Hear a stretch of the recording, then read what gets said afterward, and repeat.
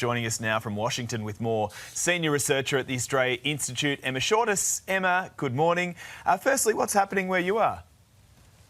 So I'm at the Washington Hilton, waiting for Donald Trump to speak to the Libertarian National Convention. So that's why it's a little bit noisy in the background. It's quite a party atmosphere here. Excellent. Now, first of all, for an Australian audience, can you tell us how important is the role of Vice President? Sure. So the Vice President is super important because they are basically second in line to the President. So if anything happens to the President, if they become incapacitated, then the Vice President takes over until the next election. And they're also really important in the sense that they are often a really close advisor to the President. They will give them advice and help steer the administration. So it's a really sought after and really important.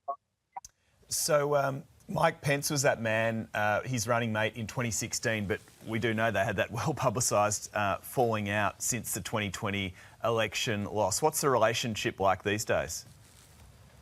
It's not very good. Mike Pence, when he was running for the nomination this time around, was pretty nice to Donald Trump, given what almost happened to him on January 6 in 2021. Mike Pence, of course, was nearly caught by that mob and his life was at risk.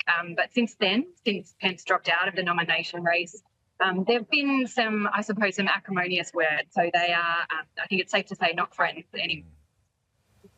So let's have a look at who the front runners are. Who could be the next Vice President if Donald Trump wins the election? Sure. It is really difficult to say because, as we know, Donald Trump is so difficult to predict. So it kind of depends on who you ask. But the general consensus, I suppose, is that there's people like Doug Burgum, who's the governor of North Dakota and who's like a real MAGA guy, I suppose. There's Tim Scott, who's the senator for South Carolina and has been campaigning for the job, even going so far as to tell Donald Trump that he loves him live on stage.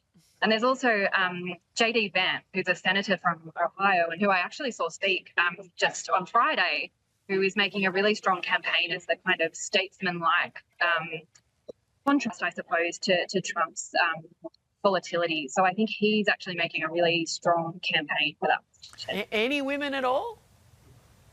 There are a few women, and the consensus is, I guess, the conventional women's wisdom is that Trump should pick a woman because that would kind of offset, some of his weaknesses, I suppose.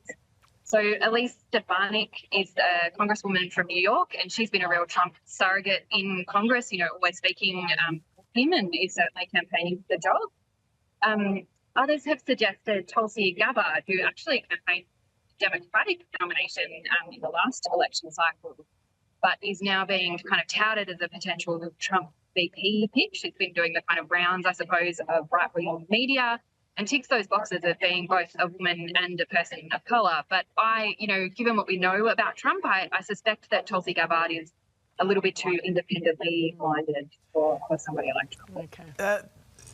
There's a few outsiders here, though. I mean, Tucker Carlson, for instance, surely not. Look, I think you can't rule anything out in American politics. So who knows? I would be very surprised.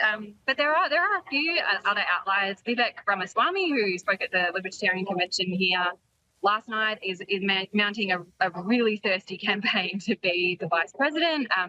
And I think, is claiming really that he'd bring the Libertarian vote to Trump, he'd bring the young vote, and he'd help bring voters of colour to Trump as well. So again, Trump is so difficult to predict. He will likely make the decision on instinct, and so it's so hard to know kind of what his gut is going to tell him he should do.